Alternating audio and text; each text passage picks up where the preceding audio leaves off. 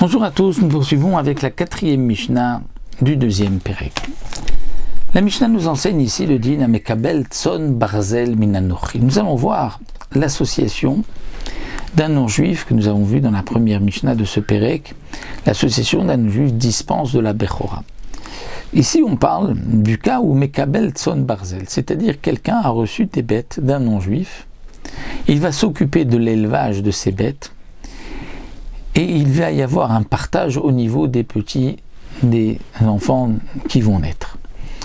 Celui qui reçoit Tson Barzel, c'est quoi Tson Barzel? Tson Barzel, c'est-à-dire le bétail Barzel de fer. C'est quoi le bétail de fer? C'est que le non-juif lui donne, par exemple, 10 bêtes. Il lui dit, voilà, je te donne 10 bêtes, 100 bêtes, tu vas faire de l'élevage. Et dans 10 ans, on va partager les petits, on va partager le troupeau. Tson Barzel, c'est que le non-juif lui dit, regarde, les 100 bêtes que je t'ai données, peu importe si elles meurent, quoi qu'il leur arrive, on fixe maintenant le prix de ces 100 bêtes et tu me donneras d'abord cet argent avant le partage du reste. C'est-à-dire que c'est Tson Barzel, c'est du fer, ça ne bouge pas. Il lui a donné une bête, 10 bêtes, 100 bêtes, ils ont fixé un prix, on dit voilà, ça c'est le prix des bêtes aujourd'hui. Sur ça, il n'y a pas de discussion, tu me donneras le prix de la bête, peu importe ce qu'il arrive au troupeau, même si une épidémie que tout le troupeau meurt, tu me donneras cet argent. Même si ensuite les bêtes ont pris de la valeur, ça ne change pas, tu me donneras l'argent qui a été fixé, Tson Barzel, et les petits, on partagera au bout donc, du temps, au bout des 10 ans. Quel va être le din de ces vladot? Eh bien, étant donné que si le non-juif vient se faire payer et ne peut pas récupérer ses bêtes, eh bien il va se servir dans les vladot. Ça c'est quelque chose qui était accepté de l'époque.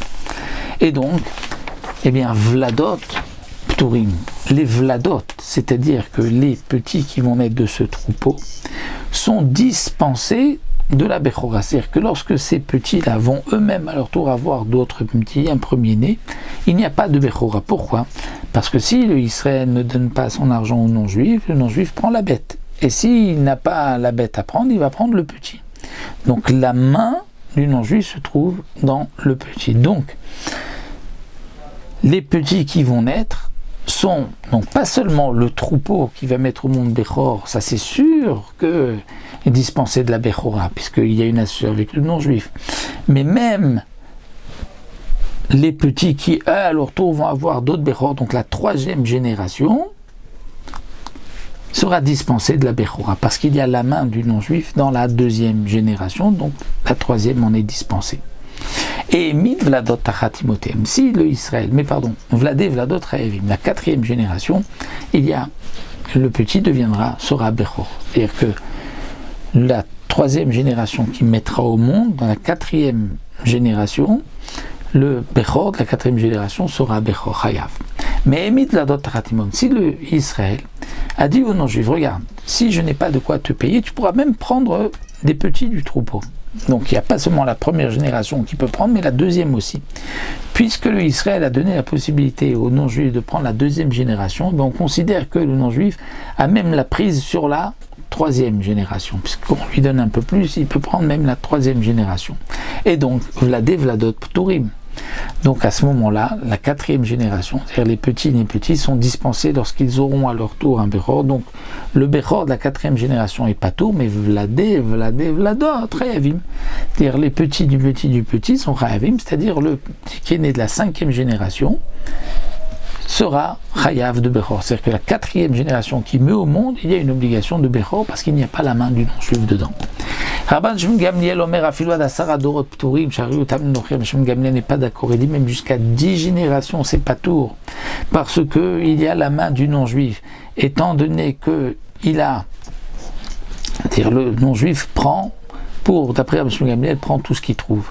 Donc s'il n'a pas de quoi se faire payer du troupeau, il prend des petits, ainsi de suite. Donc dans tous les cas, Rabban Shimon Gamliel considère que même jusqu'à 10 générations, on n'est pas tout parce qu'il y a la main du non-juif.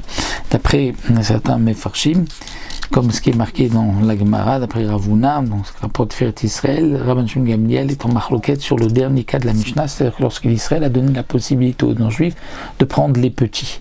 À ce moment-là, Rabban Shimon Gamliel considère que puisqu'il lui a donné la possibilité de prendre les petits, alors le non-juif va se servir même jusqu'à 10 générations.